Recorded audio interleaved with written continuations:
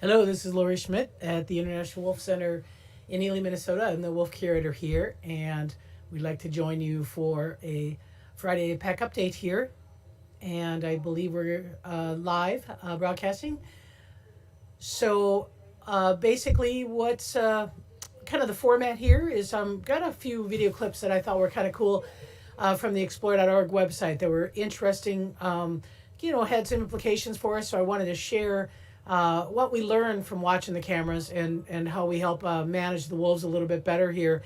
And then I do have the Q&A up on the website. So if you want to go to explore.org live event and you want to go to Q&A, I have that panned up, and I'm going to make sure that I keep refreshing that browser so I kind of keep getting questions available and can answer them real time. So that's the format that we're going to go with. And so with that said, again, we are in a circumstance where we are in the middle of the pandemic, still not quite ready to open. We expect to open to the public on the 22nd of June. And so when I say that we're not open to the public, that doesn't mean that we're not doing wolf care. You see wolf care on site pretty much 24 hours a day.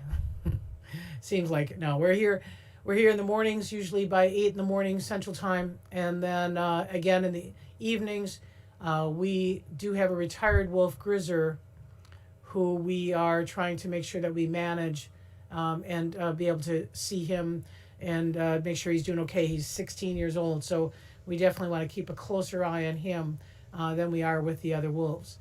So, like I said, I think we are streaming and just want to double check that.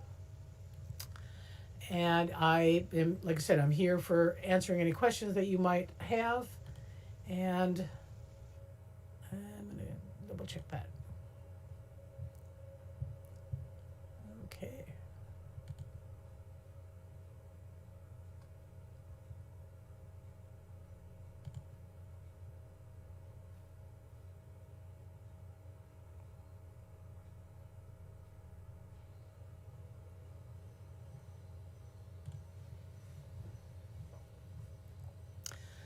Yep, we're good. Sorry for the delay there. All right, so we've got the comments up and everything's good. And so we, like I said, here at the International Wolf Center, we're working with animals that are born at other facilities and are adopted. We typically adopt our wolves every 4 years and try to, again, make sure that the pack is compatible. That's one of the things I wanted to share with you today is talk a little bit about how we assess pack compatibility. And so I'm going to start with, first of all, a couple of our key players here. And this is Denali. And Denali is one of those wolves that is kind of a little bit of a anomaly here. Typically, with our exhibit pack, we adopt our pups, we integrate them into the pack. And we do that when they're about 4 years of age. Or sorry, every 4 years. So in other words, pups are about 10 to 12 days of age typically when we bring them in. And so what ends up happening is when we adopt wolves, we certainly have this circumstance where they're not related. And so there might be some issues with them not getting along or, issues with them not being compatible. And so we really work hard at trying to make sure that the wolves are socially bonded to each other. They're not offspring. We're not breeding here. They're not their, offspring of their parents. And so what I try to do is watch the video clips. And this is one great thing that explore.org has given us is that opportunity to be able to see a lot more that goes on that we were not seeing before with just our regular one exhibit camera. But I want to see how compatible they are. I want to see how they interact. Denali is the oldest wolf that we've had in the exhibit, meaning that usually by this age, wolves are retired. So by 12 or by 10 years of age, we typically retire them. The fact that Denali is 12 is really a remarkable thing for us to stay in. And part of that is his personality.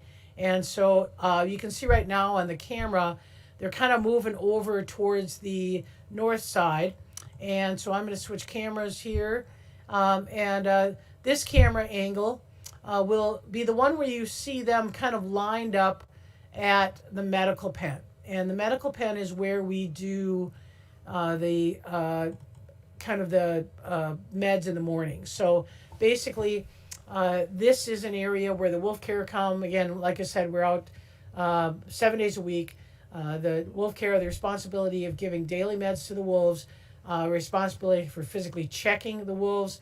We've been also working with trying to groom the wolves, get rid of that winter coat. And you see Bolt's, he's our shyest kind of wolf from the standpoint of being on camera. But he uses that medical pen for, I would say, kind of a security blanket. And so we watch these events, and we've been really kind of interested in the nighttime use of the medical pen. And I think somebody in comments had asked me about Axel and Bolt having some issues, and they do. There's no doubt there's some competition between those two. There's Axel, without a lot of leadership in his pack, he's a little excited. He tends to ramp up his anxiety a little bit and his dominance, and that makes Bolt uncomfortable. Bolt's like calmness, and so, but this is a nighttime clip of Axel and Bolt and using that medical pen. And so it's great that we can see that, and we can kind of come up with some, observations about pack compatibility. So that's been really kind of a special thing, the addition of the cameras to be able to do that. So, like I said, I'm here to answer any questions. If there are questions, I'm going to keep sorting by the newest questions here to make sure that I get all the answers. And again, last week I missed out on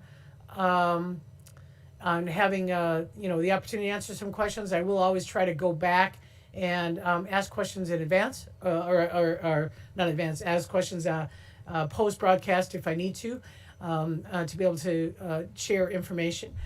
So one of the things, so you can kind of see right now on the camera, that's Grayson.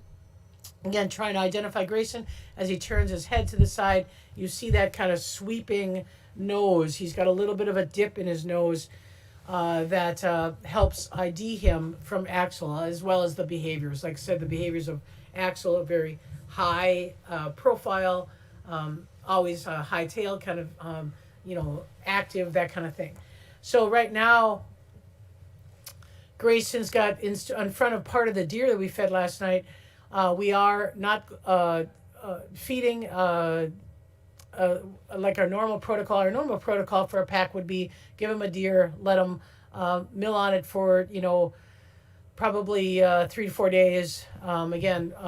With the idea that wolves typically gorge and they eat 20% of their body weight and then they go for days without eating. That's normally how wolves eat. Grayson's a special case. Grayson can't handle that kind of competition. He's a very, very fragile confidence level. He's struggled in this pack from day one, having some really strong bonds with Aiden, our former pack leader, who protected him, who guarded him, who was his life. And then Aiden got tested by Bolts and Axel, and Aiden was retired in 2018, and that caused Grayson to have even more anxiety. So he has a lot of frustrated howls. You might see Grayson howling by himself a bit. He's extremely alert.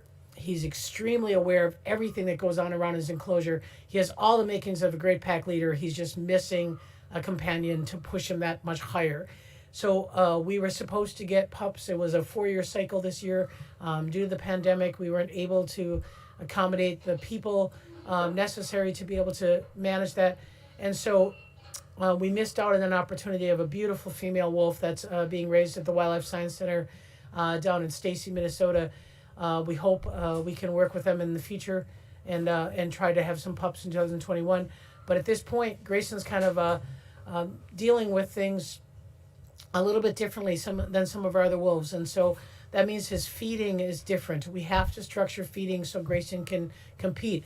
The reason why I mentioned earlier, Denali is 12 and he's still in this pack, and the reason why is not because he's mobile. He's he takes a long time to get up. He's stiff. A recent medical exam showed that he doesn't have issues. He's just old, and but he can guard and possess food like no other.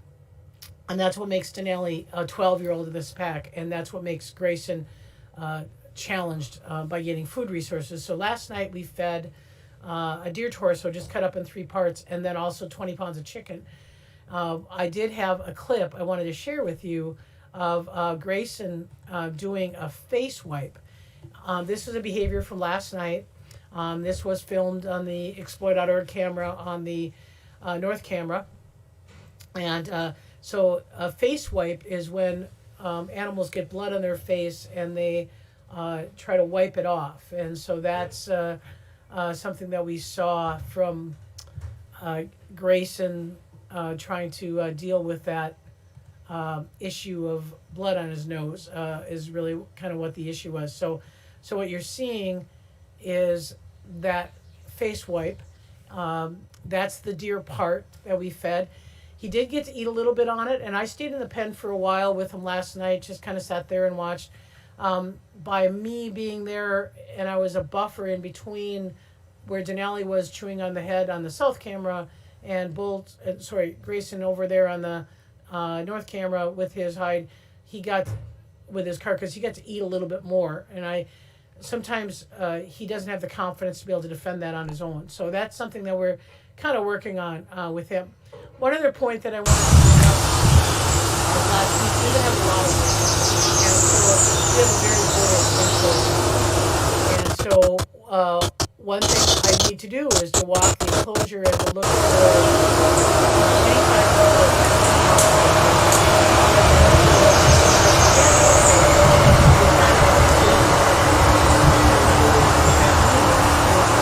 we condition the pups from day one. As soon as we start working with them, that we make no eye contact with them.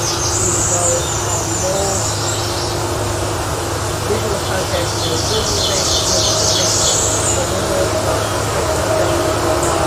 they observe.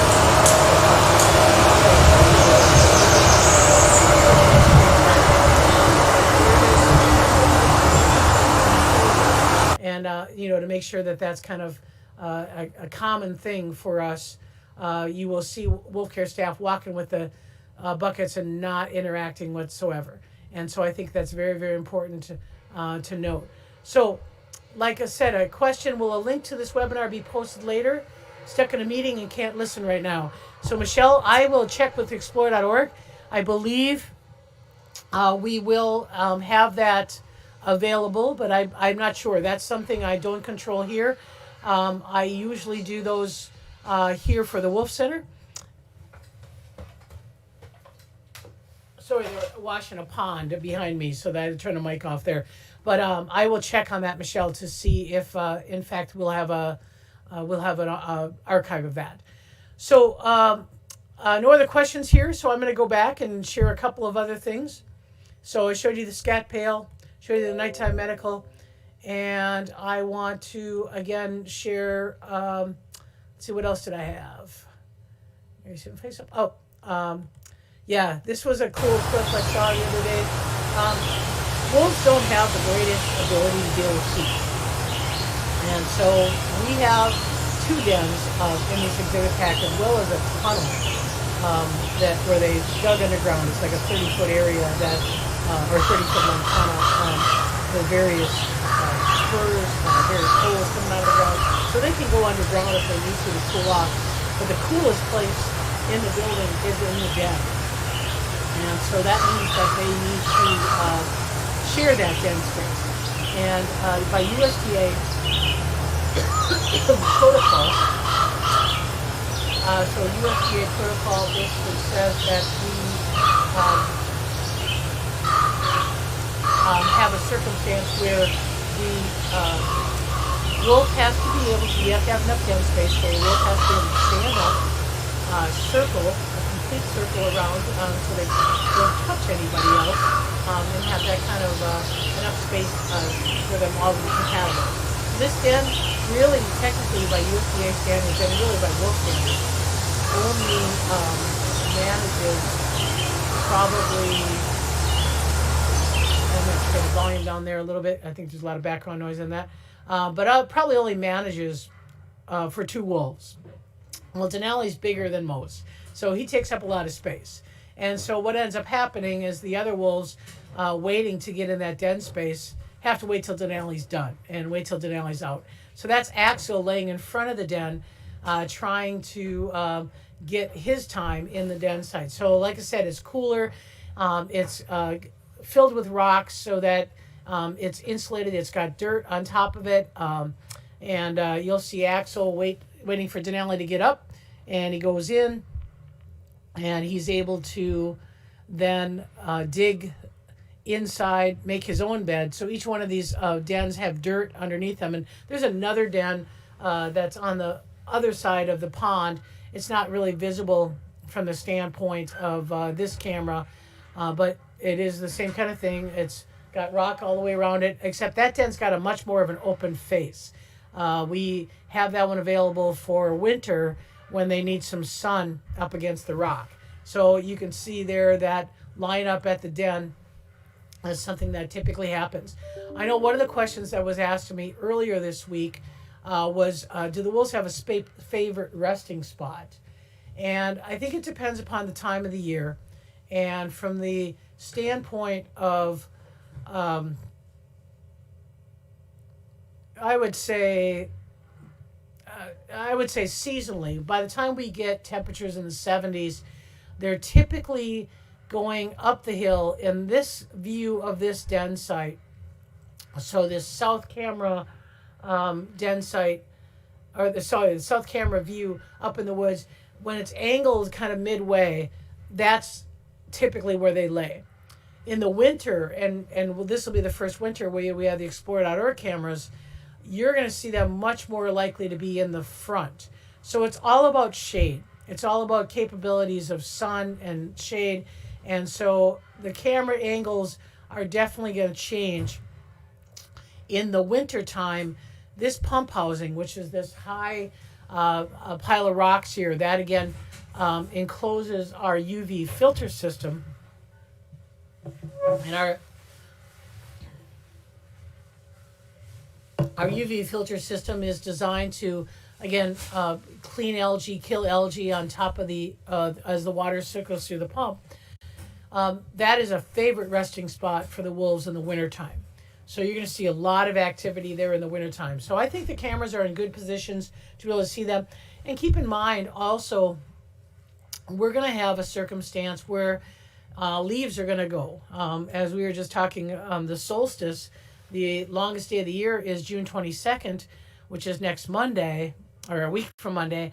And after that, it's all downhill towards winter. So we have short seasons. We're in northern Minnesota. We're at about 48 degrees latitude. So that means that we're in a circumstance where we have our traditionally long winters. The winter here kind of lasted until May. We get snow as early as Halloween. So you're going to see this weather patterns change a little bit later in the fall. A lot more activity towards the building once we open. So we plan to open again on the 22nd of June, and then you're going to see people at the window, and that's going to draw wolves' focus a little bit. The other thing that happens is on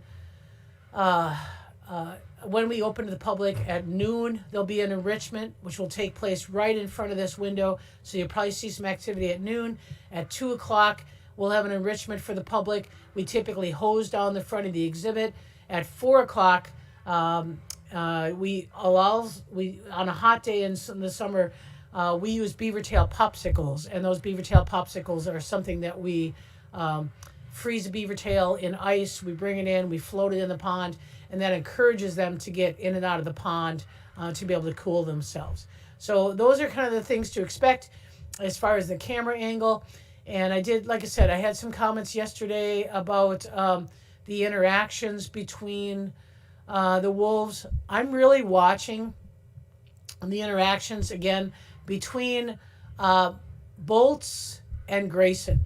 So again, this is Grayson going into the medical pen. You can see Bolts' tail is relaxed. Bolts is touching Grayson. no issues whatsoever. These two seem to have no issues.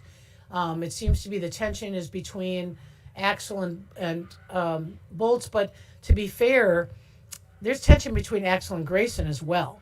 It's just that they're brothers, and so they've kind of lived with each other, longer, and maybe there is something related to genetic relationship. But there's no doubt when I look at alliances, Denali and Axel got a kinship. These two have the same personality. It's definitely kind of wrestle around, cause everybody grief, and Grayson has issues with Denali. Bolts has issues with Axel. It's like they become the dominant pair running this place, and those things will change.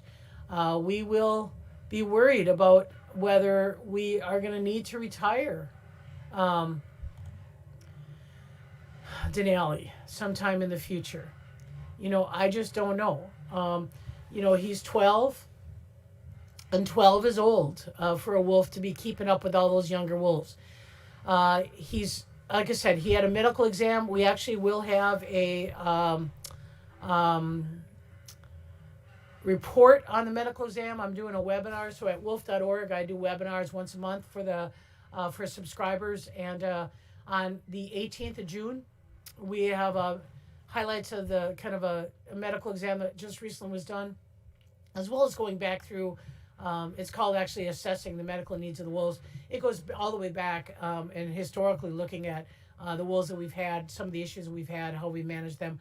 But like I said, Denali just had a medical exam, and he had hip x-rays, so we know that his hips are good. But the issue that Denali has is that we just can't keep up with kind of having, a wolf that's vulnerable, a wolf that's aging, a wolf that's weaker, because wolves will look at weakness as something to take advantage of. They're opportunistic carnivores. Or you watch them hunt in the wild, they're looking for the elk that's got the limp, and they're rank order driven. I mean, as a reality is when they're pups, we see young pups, as old as 15 days old, wrestling, knocking another pup over with their tail up in the air. The reality is pups in the wild have strife. I mean, they have competition. There are research projects that report as many as 40 to 50% of the pups may not make it in their first 6 months of age. So there's inherent rank order dominance, and that's my biggest challenge as the curator, is to make sure that I know how to best manage that and how to make that safer. So with that said, like I said, I'm here to answer any questions, and just going to refresh again my browser to make sure that I don't have any new questions. Nope, it looks like we're good. So I think I'm going to leave it with that. Like I said, if you want to check with me anytime, if you see something, I really like the gallery, so I can look back at images and I can look back at video. I can see how long Denali's resting. I can see how comfortable he's resting.